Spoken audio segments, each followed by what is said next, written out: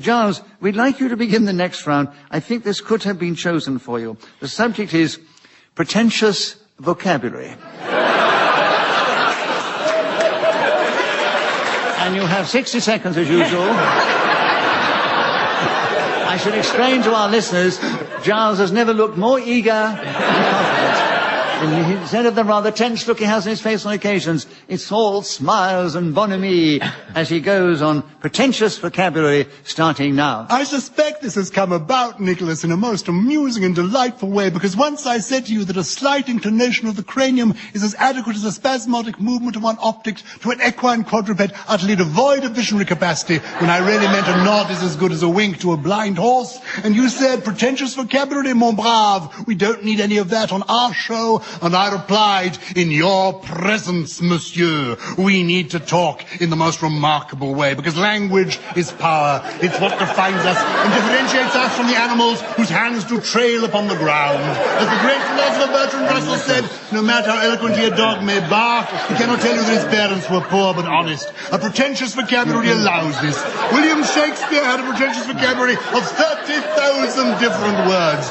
James Joyce, in just one work, Ulysses, used a comparable number, several of which I hope that you have not yet come across. Oh, my gorgeous chairman. When we speak of the language of vocabulary, pretension, beauty, earnestness, and exotic power, they all come to bear. And tension is amounting, and here we are, as the minute waltz fades away and the second series begins. The autumn comes upon us, night falls, dusk rises, and we think about our language and its beauty and richness.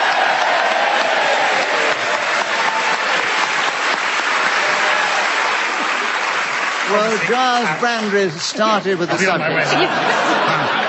He's off. I'll be on my way now. And with a little help from the rest of the panel, who got the message which I lent out, let him go. And he went with aplomb and style for 1 minute and 15 seconds. Listeners, the audience here were in on the secret because I took the whistle out of Sarah's mouth when the 60 seconds was up, so that we can have more fun at Gyles' expense. So, Gyles, you get a point for speaking when the whistle should have gone, and you get another point for not being interrupted, actually. That's what happens in this game. So at the end of that round, you've increased your lead, and nobody else has scored anything in that round. So, Paul, would you take the next round? The subject is accents. Tell us something about accents in this game, starting now. Many years ago, I saw the wonderful Peter Sellers on the Michael Parkinson show. And in that particular television recording, he did an impression of Alec Guinness from the film Kind Hearts and Coronets. This, of course, is the movie where the aforementioned actor plays 8 different parts. This is the vicar that I am doing now. The first time I met the other Beatles, I thought to myself, I can't be the drummer because I've already got one. That also is from the same movie. Accents are very important. When I joined Radio 4 back in 1986, I was told in no uncertain terms, the bins are round the back. And you know, I've never forgotten that advice. I believe it was the great Bertrand Russell himself, the philosopher, who uttered the immortal phrases, I'm sorry.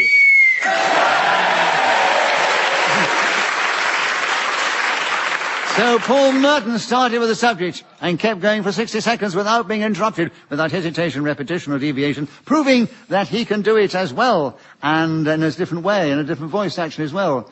So at the end of that round, Paul, you are now equal in the lead with Gyles Brandreth.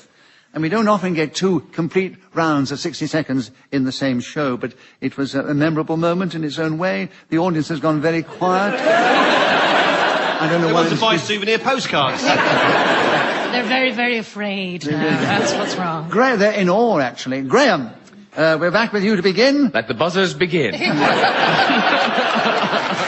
I'm fascinated with why... This is like normal play resumed.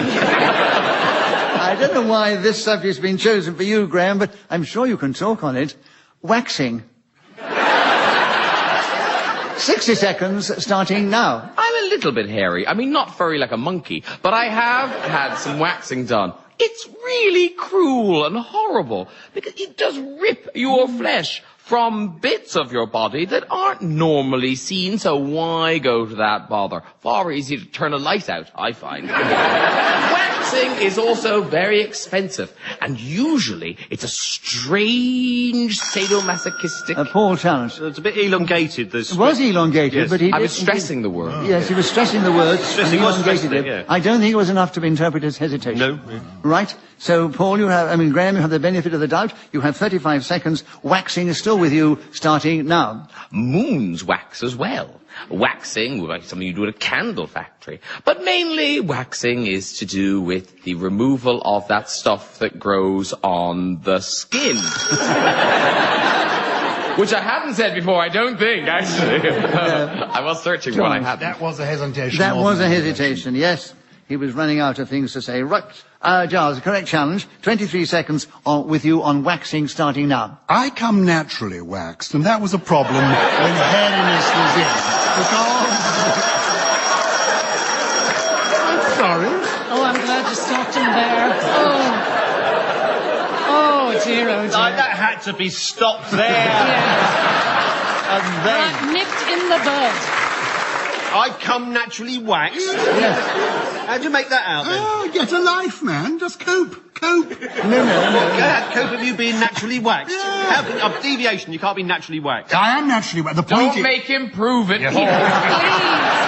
It's ugly enough as it is. I'm inclined to agree with Paul. You can't be naturally waxed. Again, let's not push the point. Just let him say it and get on. Dear Lord. But it is. It's actually a hormonal thing I'm going to explain. What, you secrete wax? In your body? It's a hormonal thing. Can I say to you, have can I ask you a waxing. straightforward question? Yes. Have you got any hair on your body? No.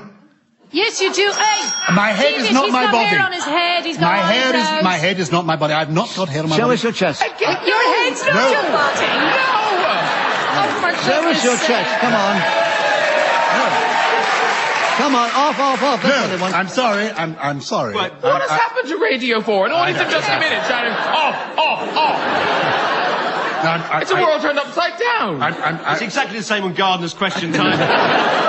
If you're not going to physically prove it, even though it is radio, I'm going to give the benefit of the doubt to Paul and tell him to carry on with 17 seconds to go on waxing, starting now. Used to be an essential part of the record industry when those particular discs were made of wax. If you think back to the early days of sound recording, it must have been extraordinarily difficult to fix these little waxing cylinders into the machine and try to get the reproduction of Caruso's voice.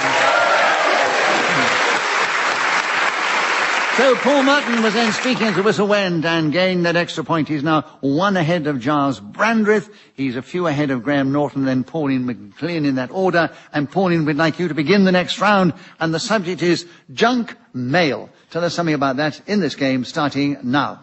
When people think about junk mail, they probably consider it to be all of those letters that gather on the carpet inside of the door. Me, not so much so. I think junk mail, I've gone out with a few of those. I've lived with them. I've married one or two. Junk mail to me is not the missive that tells you to buy something useless or tries to give you insurance that you really, really don't want. Junk... Paul Chapman. Let me guess. It's one of the tricks of just a minute, which is easy. We often say really, really, and that is repetition in this game. So Paul spotted it first. And you have 37 seconds, Paul, on junk mail starting now. Junk mail has, of course, increased dramatically over the decades. We now get it electronically. It used to be just substances coming through your letterbox saying, do you want to have the cleanest windows in Norbury? Then join our free monthly offer. Gyles What a boring leaflet that would have been. Gyles, your turn. Hesitation. Yes, I agree with the hesitation. So, Gyles, you have 24 seconds, and the subject is junk mail starting now. At my prep school, when I first discovered I had a hormonal problem, I used to send off at weekends for communications about this particular ailment. And as a consequence, I received a great deal of junk mail. I then began building Messerschmitts and ships, including the Titanic, and eventually decided that a Chinese boat was what I wanted. Paul, you challenge.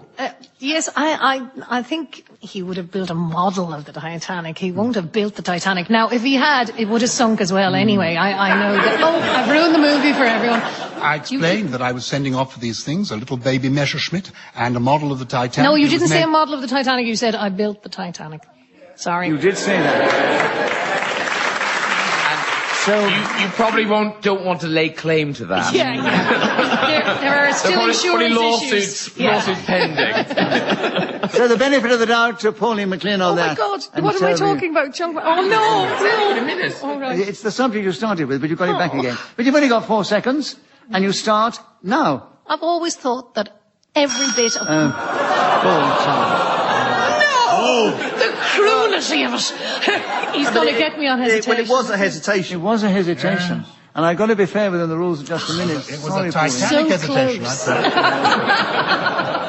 say. So, Paul, you've got 1.5 seconds on junk mail, starting now. Junk mail says... So Paul Merton was then speaking as the whistle when gained that extra point, and he's now gone into the lead ahead of Gyles, Brandreth, Graham, Norton and Pauline McLean in that order. Gyles, we're back with you to begin, and the subject is groupies. Yes. You tell us something about groupies in this game, starting now. Oscar Wilde was plagued by groupies and indeed engaged a secretary to cope with them because people were wanting his autograph and locks of his hair. After a while, one member of his staff died of the cramp and the other went totally bald. I cope with my groupies in this way. I just invite them round and say, come on in and see my natural waxing. Because they're friends. They're on my side. I know that they enjoy what they see. And they find, once upon a time, of course, I had a chest wig with matching underarm toupees. But now the groupies say to me, I have to admit to you... Graham, challenge. Repetition of hair. Yeah, Repetition of hair, anyone? Is this on? Hello? Repetition of hair. No, he didn't say hair twice. Yes, he did. Lock of the hair, underarm hair. Underarm hair, well No, done. underarm toupees. He did say underarm toupee. Spoke with chest wig and underarm toupees. Right, you're quite right. Of course, technically there is no such thing as an underarm toupee, but we were giving him you're the a bit benefit late of the in doubt. challenging on that, aren't you? I know, but I want him to know that I know. That's the important thing. So, I see Gyles, you, Brandreth. you have an incorrect challenge. 23 seconds, still with you, groupies, starting now. Sadly, my groupies are not beautiful nymphets as I would fantasize. They are older men. And most of them seem to have problem with dandruff, and they have open-toed sandals, and they have trousers that are a little bit short for them. These are people who are on day release from certain institutions. Paul, you've He's challenged. describing what I'm wearing. Gyles was interrupted, so he has the subject still in a point, and 6 seconds on groupies, starting now. My life as a rock star was a brief one, but I have to tell you the groupies that I secured around me were the most exciting and illuminating people that I ever met. So Gyles Brandreth was again speakers the whistle when gained an extra point. He's moved forward, but he's one behind Paul Merton, who's still in the lead. Graham Norton follows, and then Pauline McLean. And Graham, we're back with you to begin. The subject now is a right-hand man, starting now. A right-hand man is very useful if your own right hand is busy. Presumably, that's where the expression comes from. I can only imagine the complicated scenario in which case this actually became... Gyles, you've challenged. I'm saving his career. Are you sure you're in time? There we are. So what is your challenge within the rules of just a My minute? actual challenge was hesitation. No, he didn't hesitate. He kept going, giggled away, but he still kept going. So you still have the subject, Graham, and you have 46 seconds. Tough a luck, right-hand man, starting now. Everyone needs a right-hand man for those moments when you're busy and you require a supporter. Gyles, challenge. Hesitation and sexism. No, we'll give you the hesitation. Yeah. And you have the subject, Gyles, 39 seconds, a right-hand man, starting now. When fighting a duel, a right-hand man is what you need to be. because a left-handed duelist inevitably is killed in the third act, which is an awful way to go. I loathed it when I had right-hand men, or persons as I properly called them, because nowadays we are unisex and you cannot have assistants. Paul Channers. Speak for yourself. Deviation, I'm not unisex. Am I, Nick? Don't look so doubtful, Nicholas. I'm not, am I? Is this the one secret that nobody will tell me? I'm not unisex, am I?